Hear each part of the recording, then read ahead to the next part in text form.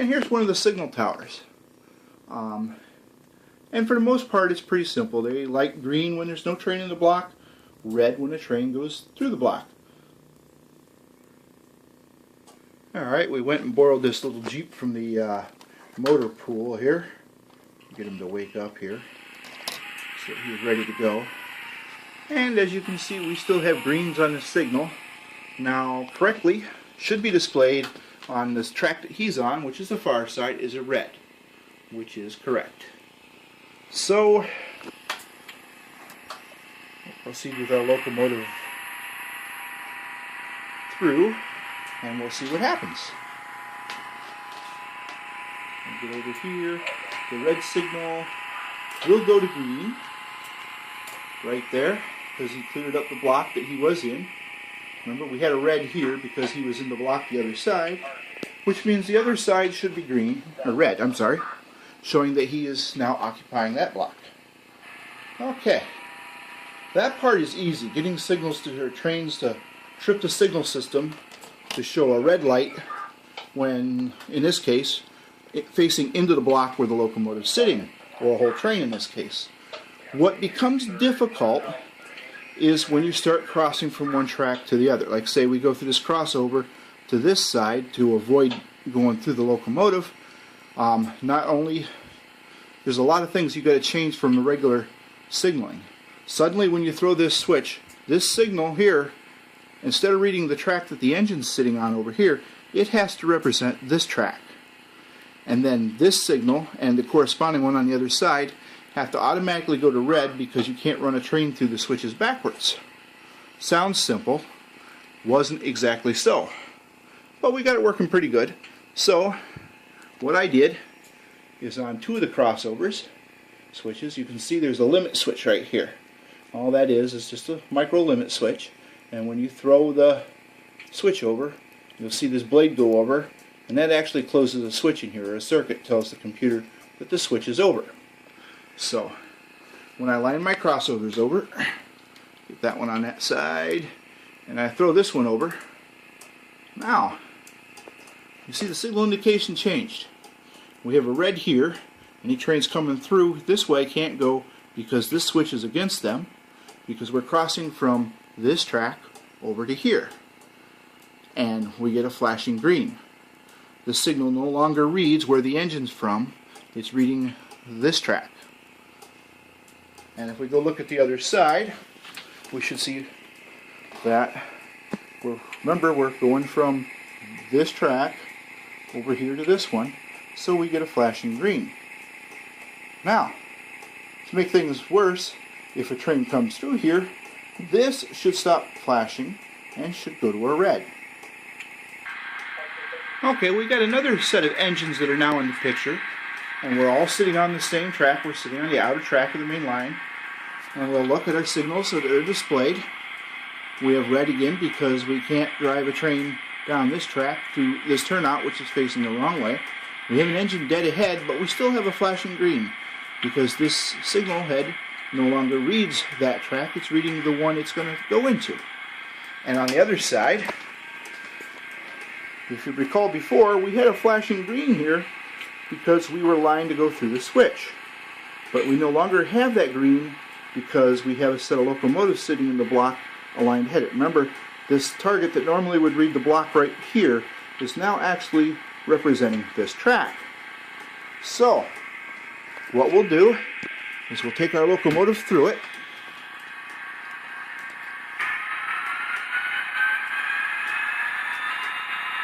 and you'll watch it change as the engine goes through the block.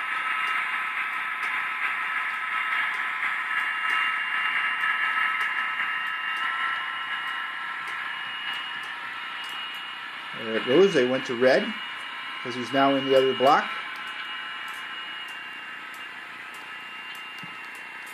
Now, ideally, we have the two reds here because we actually have two trains, which would be a normal thing. And you'll notice we had a red here, but the flashing green came back because the turnouts are still lined over. And of course, if we go over here and we line our turnouts back, we get a normal indication. The blocks here are empty, Still going to be red on this side because the blocks over there are occupied. So we'll play with that real quick because that'll set us up for the next maneuver. We'll watch the signal here as the engine knocks them down. Whee! And we have the reds over here, which will clear up as soon as it empties the block.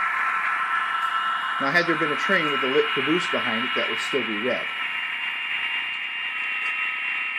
Alright, now we have a new situation unfolding. What happens if we go to cross over and this engine wants to go this way with the train facing there? We should get all reds. Go to crossover, and we sure did. We got all reds. Now, even worse, well, I can't show that just yet. And we'll put it back, and we get the appropriate. We've got a green here because the block there is clear. We got a red here because the previous block is occupied. Alrighty. So we'll bring the N&W engine through.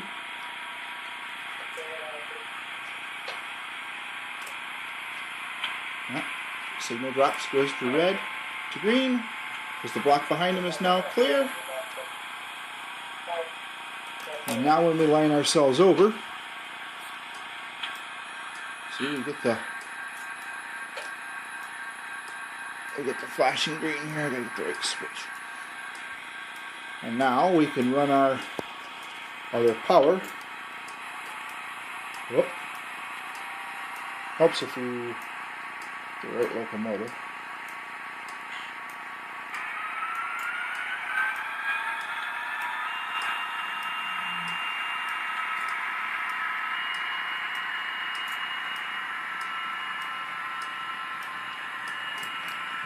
And now it's gone from flashing green to red again.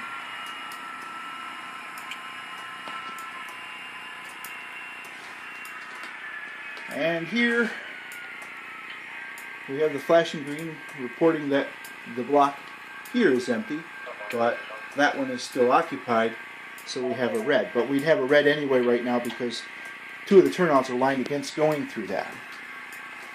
So we're going to take a quick jog to the other side of the railroad where we have another crossover.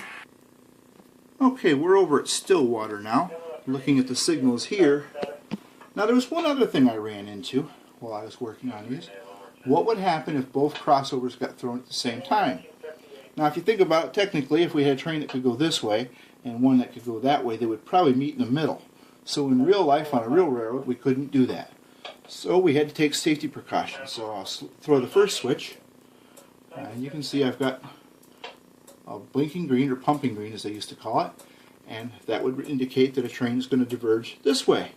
But if I throw this crossovers for the other side, they all go red, what we call snake eyes, as an emergency, saying that, hey, the switches aren't lined right. And if I clear one up, the clear route comes back. I'll line the other switches straight, and we get clear blocks again.